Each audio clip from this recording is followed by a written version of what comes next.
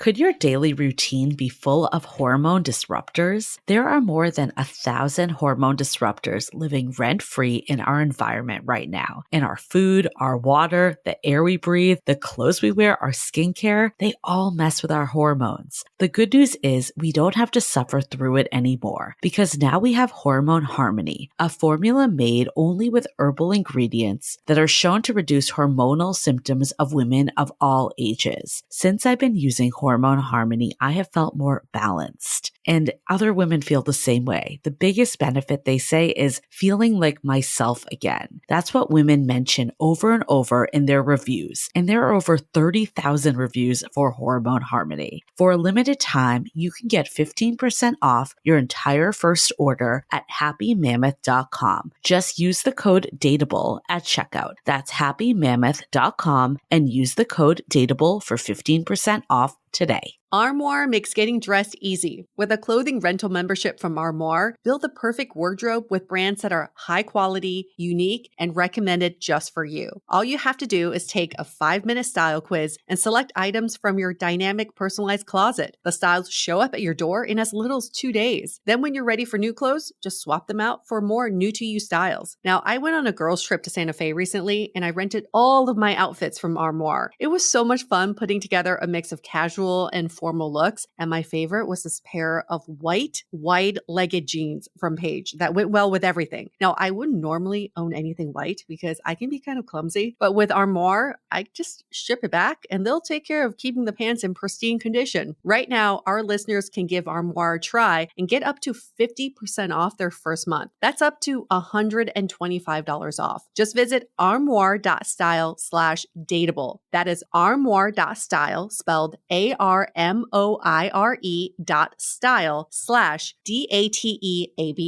to get up to 50% off your first month and never worry about what to wear again. Try Armoire today. Hi, I'm Yue Xu. And I'm Julie Kraftchick. We're active daters turned dating insiders. Here to dive into everything modern dating and relationships. Welcome to Dateable.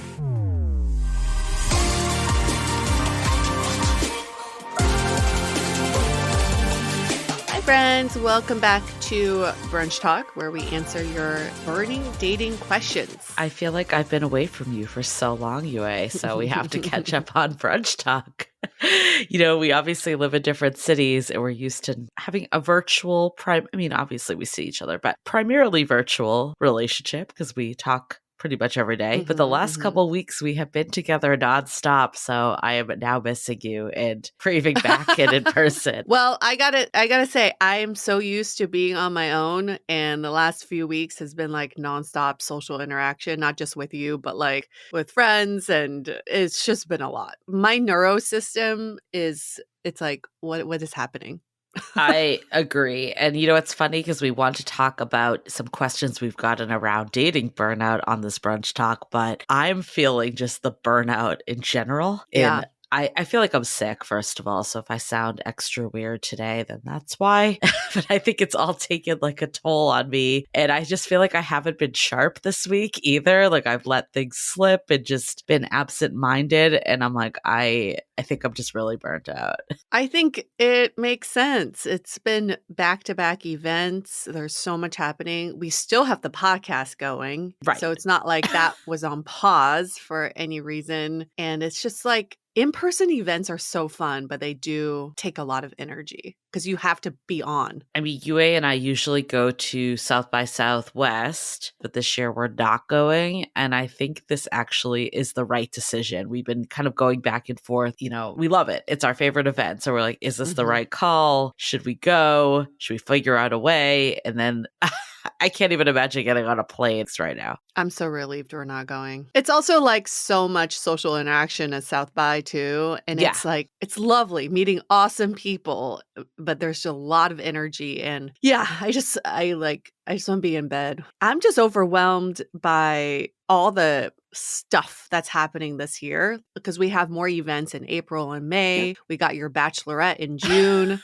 We got your wedding in August. It's like, wow. Yeah. I mean, I think that's another side of burnout is I've been really trying to like get everything done. You know how people are like, oh, it takes a year to plan a wedding. I feel like I'm going to be pretty good in 2 months.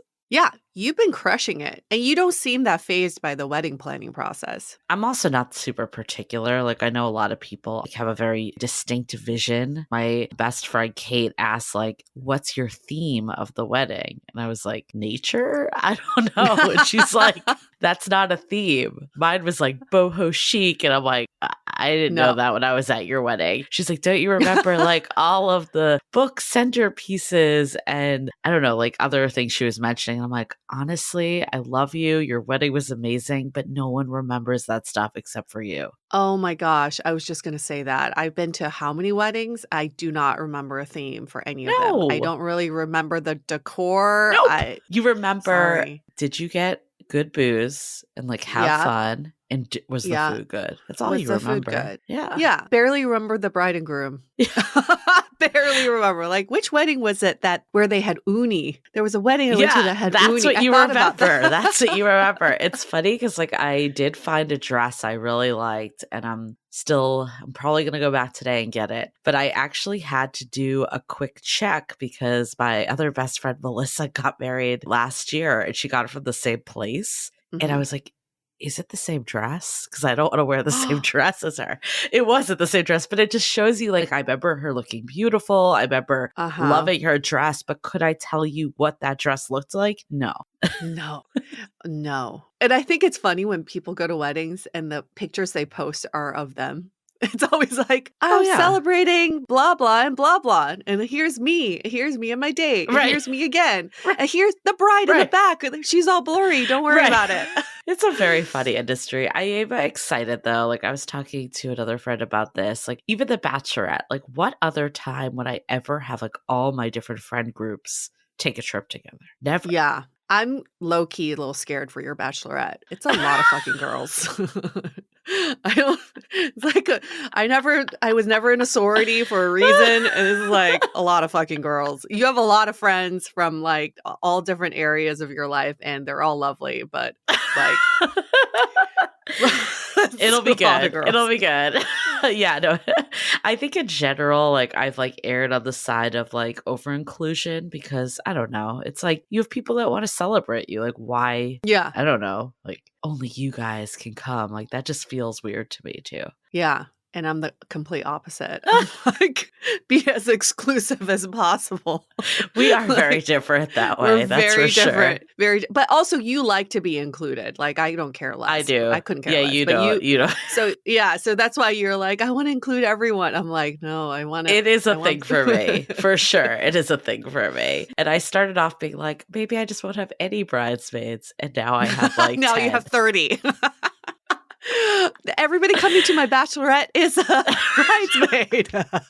That would be out of control. But I'm also just like, I don't care what you wear. You don't need to do your hair and makeup. Like, do it yourself. Like, it's not going to be intense. Like, I don't want that. I don't want to be doing like the whole day and wearing an ugly fucking outfit. Like, I've had to wear some pretty ugly bridesmaid dresses that, people pick what they want. I think that approach is so much better. For my friend Melissa, she just gave like a color palette. I ended up using one I already owned. Like I did try on a bunch, but that was the best one. And it was great. I felt good. Yeah, it worked out. It was part of it. We all actually blended together. It was perfect. And you can rewear that dress because you like that dress. And I've already worn it 3 times. Yes. Works out so well. Because also, let's be honest, nobody remembers the bridesmaids' dresses. No. Nobody. No. We were actually saying, Yue and I were talking about this of like armoire is actually a perfect bet for a bridesmaid dress because you can rent like 6 things at once. You could try on like a bunch of different dresses, send the ones back that you don't like, only have it for the month. I know they are a sponsor, but this is not a sponsored section. It like legit, we were like, we should be doing this. I wholeheartedly want to really just tell you all how impressed with Armoire I've been. Yes, you can rent dresses for weddings and events, which I will be doing for Julie's wedding and maybe Bachelorette weekend. But also, like, I guess I want to talk about this because I think this is the best hack ever. When I was in SF for all those events, it was fucking cold and raining. I rented coats from Armoire to be delivered straight to my friend's house who I was staying with. And I wore it all week. I was never cold. I had like this really nice big coat. You look stylish too. Yeah, it's a really nice coat. And then at the end of the trip, I sent it back via USPS and It's I didn't have to amazing. carry any of it in my luggage. Oh my God. I wish I had that for all of my previous trips to New York, to Yeah. Chicago, where I'm just never going to wear this stuff in LA, but I still want to look good. Yeah. I love it. I want Yeah. to do this for our New York trip for sure. We should. So use Yeah. the code DATEABLE for 50% off your first month. But this is legit from our heart. We actually spent like an hour talking about this yesterday in relation to my wedding. Like, oh, it would be cool if all the bridesmaids rented their dresses and didn't have to buy and I own totally a could. dress. When I was looking through to swap out my next options, I saw all these dresses and I was like, oh, these would be perfect for bridesmaids' dresses. Mm-hmm. I'm going to give that resource. But you still haven't decided on a color, right? And like, you're a little burnt out, so maybe think about the color later. I'm like, I have a general idea of color, but I'm not fully there. Okay. So I haven't like nailed it down 100%, but I'm on to florists now. So I'm going to work with them and that will help with the color too. Oh, that's true. Yeah. Yes. So anyways, burnout. I don't know. It's hard because I feel like even with our podcast, like people don't see this side, but obviously there's putting the episodes out, editing, production, all that, social media. And then there's like a business side on the back end that we work on. Like one thing I need to do, taxes, stuff like that. That's maybe not the glamorous side of podcasting. And I just feel like this week I've been so excited to get back into that side because we've been away from it the last couple months with all the book tour stuff. But then at the same time this week, I've just been so burnt out that I feel like I'm struggle to do anything. It's a real thing. Our bodies need to recover. Our minds need to recover. We can only hold so much information in our minds. I think we've reached the peak. I did go to a day spa though on Resort Pass, who I also want to become our sponsor because I'm obsessed with Resort Pass. I went to a day spa with my friend Kate that was in town and it was so magical. It was the day after I got back from LA. So that morning I got up really early to go to Calistoga in Napa. It is like the most magical place. It's like this spa with like 5 pools. And it was like $100 for the day, which isn't nothing, but normally it costs like thousands of dollars to stay at this resort. Which resort? It's called Solage. Oh, Solage. Yeah. You've stayed there before. I've never stayed there, but I've gone to the day pass on Resort Pass there. Got it. I'm pretty sure we're staying near there for your bachelorette. Yes, because she definitely took a little detour during this day to go check it out. She's like, I was wondering. I have something I need to do. I was wondering because she sent videos. I was like, how does she get videos of this place already? I know. It's like, is it related to The Bachelorette? She's like, yeah. I'm like, okay, I'm going to stay at the spa. You go, you do it. I'm not going to get in the middle of it. Oh my gosh, she's such a good friend. She is. Really don't have to worry about anything. No, it's amazing. Fully hands off. And I think, though, it is the one thing for The Bachelorette. I mean, I've definitely organized my share of bachelorettes. So I was like, hey, if you need help, hit up all these people that I've done their bachelorette for. But I feel like it's the one thing, now as being in the opposite side, that I'm like, oh my God, it's nice to not have to plan this. Oh, I know. It's like there's so many things that you're planning. It's nice to have this off. Yeah, it's like nonstop event planning. Yeah. On all fronts. Well, it'll be I'm fun. glad you did your day spa with Kate. I'm glad that she also, she's productive. Goes to a day spa and finds the place we're staying at for your bachelorette. It's great. No wonder. She's great. Very high functioning. Gotta multitask, do it all. Anyways, we are going to turn this convo to dating burnout, not just burnout in general, but I actually wanted to talk about too, these 12 stages of burnout that we talked about in the episode we did with Gemma Sebag from The Psychology of Your 20s. She touched on this, how they're related to workplace and life, not necessarily dating, but there's a clear parallel to dating. So anyways, I want to get into that more. I want to get into our questions around dating burnout. But before we do, let's take a minute to hear from our sponsors. Who doesn't love the good things in life? And even though I enjoy a little luxury, it doesn't mean I can always afford it until I discovered Quince. Quince is my go-to for all luxury items. I'm constantly wearing their Mongolian cashmere sweaters. I now have it in green and in tan, and I am obsessed. And if Mongolian sweaters aren't your thing, they have a huge range of high quality items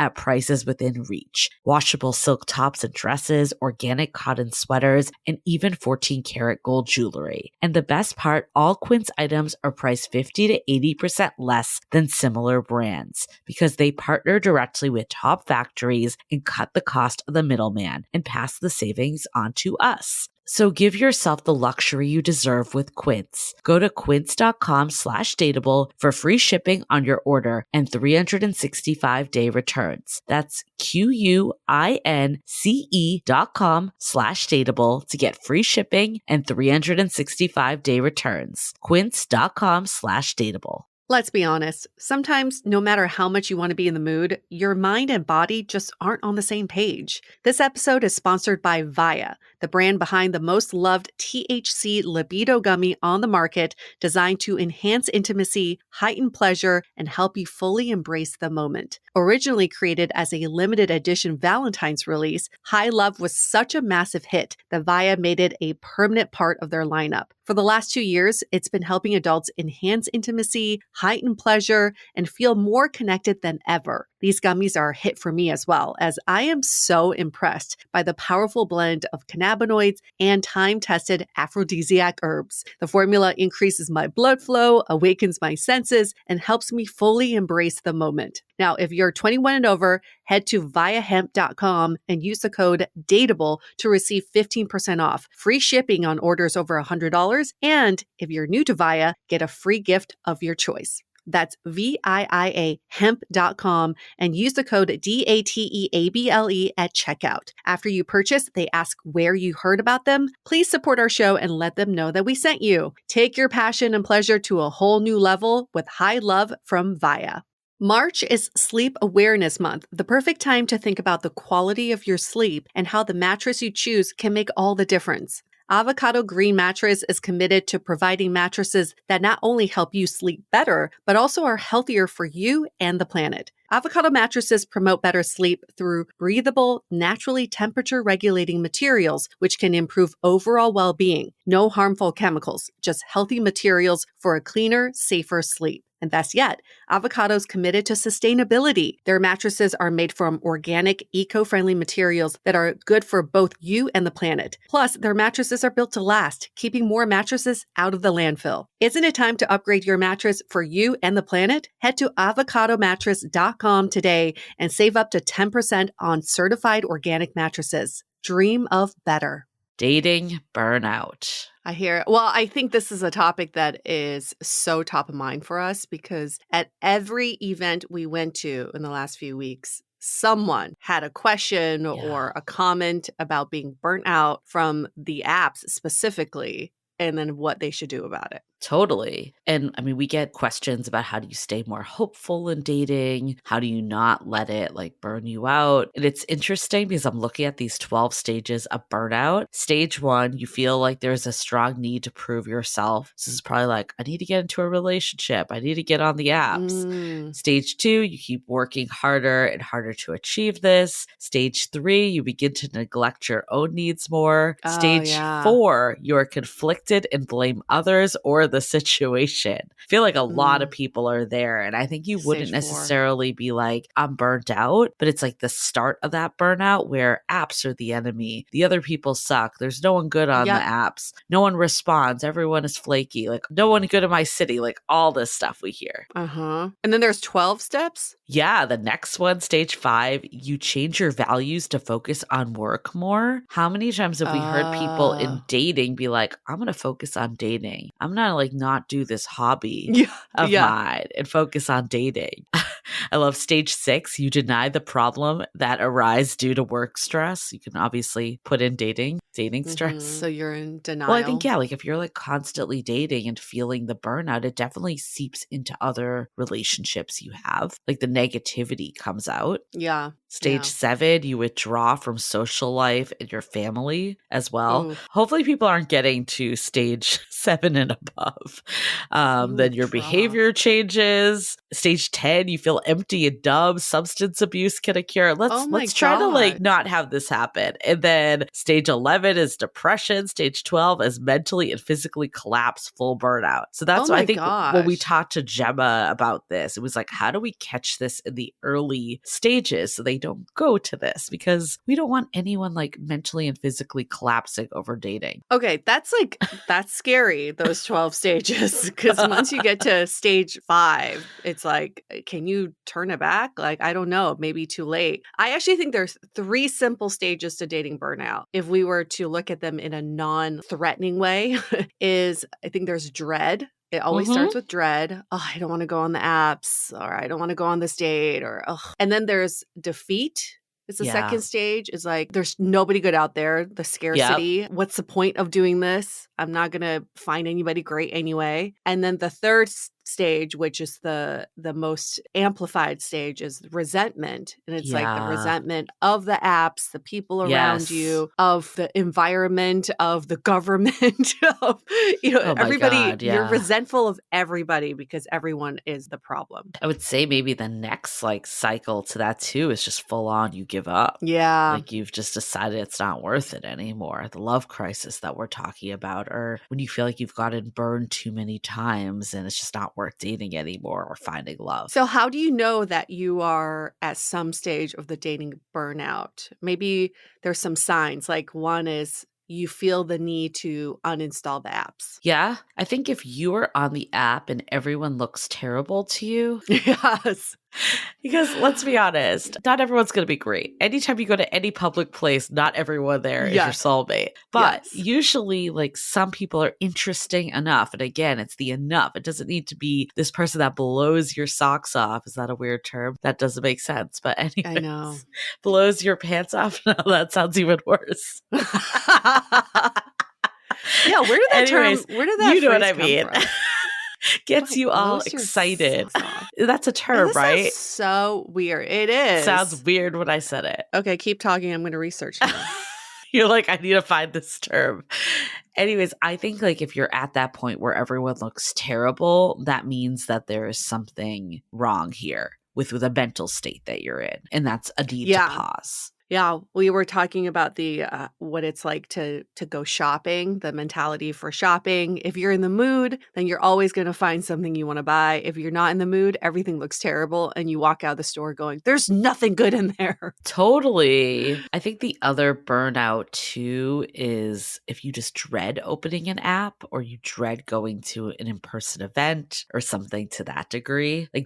Feeling of dread. I don't want to do this. It feels like work. All of this to me is time to take a little dating vacation and, cleanse yourself. Yeah. Also, people think it's a sabbatical and we call it a vacation because a vacation, everything's refreshed and new and exciting. A sabbatical is you're burnt out. I just need to rest and sleep for 48 hours. Right. So think about it as what's a new way that I can get myself out there, re-energize, pump more energy into my love life and not really taking that pause. I think a quick way too to see if you're burnt out is just to observe how you talk about dating with your friends, because that will give you a lot of line of sight. I feel like when I was burnt out, it was all negativity, or I've heard it from friends too that way. You can just tell when someone feels burnt out if most of what they're saying is not hopeful feeling. It's not saying to have false hope, but just to recognize where you're at on the spectrum. And if you are being negative, again, that's okay, but it's a pause to be okay, how do I not go further on this cycle and bring it back? You ready for the origins of the phrase knock your socks off? I will never I know everyone was really waiting for this part of the convo. This is very violent. Originally used to describe a beating so strong that it knocked the opponent's socks off. God. That is really violent. But I feel like I'm never using that phrase again. No, I feel like the way we use it is excitement, right? Yeah, you're so impressed by someone. That person's presentation knocked your socks off. Like, no, they did not. That presentation did not beat the shit out of you that your socks Oh came my off. God. Next time someone says it, like any environment, we're like, actually, do you know the Actually, did you origin know? of this? Did you know? Man, there was things that we say, like drink the Kool-Aid, shit like Yeah. that we just, come on. All right. It's I'm so gonna bad. stop saying that. I'm gonna start questioning why we say the things we say. Not say knock your socks off anymore. It also sounds really old. As I said it, I'm like, I sound really fucking old. Like a grandparent. I don't know. Did he knock your socks off, Julie? Okay, so back to burnout though. If you feel like you can feel you're getting to the 5 and above, what do you do then? Well, one is recognizing it because I think that there's that denial stage. I forget which stage that is, but once you're in denial, there's nothing you can do. So if you're recognizing it, at least you're catching it early before going into denial. And then the thing that we've been telling people to do is like, look at the reality of things. Have you made connections on the Yeah. apps? Probably yes. Have you gone on some pretty stellar dates? Probably yes. Have you had a good time in dating before? Probably yes. And it's to collect all the evidence for why things have worked out for you instead of like all the evidence against and saying that there's just nobody good out there. I actually saw this post on Instagram right before we came on here that has nothing to do with dating at all. It was actually more around career, but it was like, Mm-hmm. if you're feeling like you want to stop doing something or give up or that burnout coming, is it because you're actually afraid to get to that next level? Like you're afraid to like go deeper and to put yourself out in a different way and like where you are now, what's comfortable? And I think a lot of times in a way, staying in this complaining about dating is comfortable because you're not actually putting yourself out there to get hurt and to really fall in love with someone and the good and the bad that comes with that. And I think I know I can look back to my own life for years. I feel like I was staying in this comfortable place that I might have complained about, but it felt in a way more safe because it was what was normal for me. That makes so much sense. There are conversations we have with our friends who are dating, and sometimes I think they're asking for advice when they actually just want to vent about dating. And now what you're saying just makes so much sense for that because being mad about dating and being resentful about dating is the norm and everyone's doing it. And then it also takes the blame off of you. Yeah. You don't have to be accountable. And it sometimes is fun to complain about dating and tell us your crazy, wacky dating stories. So yeah, when you're like asking for a lot of people who've asked us for advice and then you give them advice back and they just go, no, let me keep complaining. They don't want to hear it. So maybe that's what it is too, is like when you are at that point of burnout, are you just staying in the comfort zone of complaining and being negative, or what is the next step you can take to get out of it? Like, can you stop yourself mid complaint? I think another question we got a lot at these events and in general is like, how do you be more optimistic and hopeful? And this one's like tough because we can't just say, be hopeful, be optimistic. It's like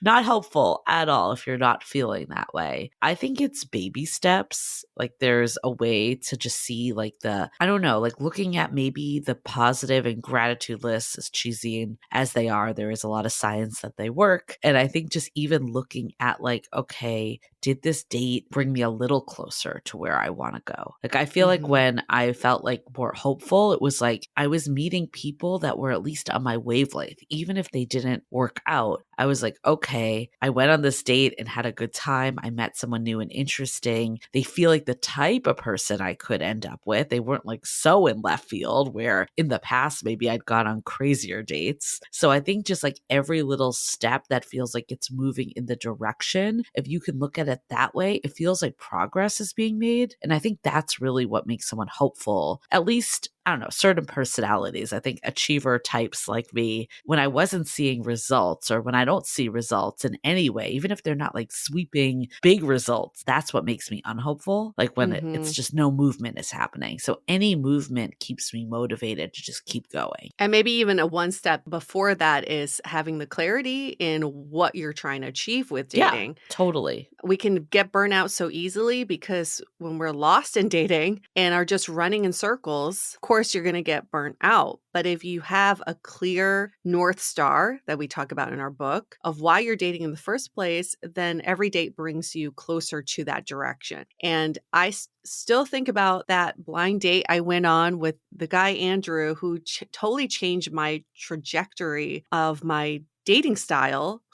He's a poker player. In the middle of our date, he called it out that I was being performative and not being my real self. That date did not end in a relationship, but it opened my eyes to this whole new way of dating, a more authentic way. So if you were like, okay, was that a successful date? Well, if you're looking at it from a relationship standpoint, no. But if you look at it from a growth and learning standpoint, it was such a pivotal date for me to go on. So every date could bring you some nugget of information about you that brings you closer to your North Star. Love that. And I think the mindset too is so huge. And, another way to gain hope is to read our book, How to Be Dateable, or listen on audiobook.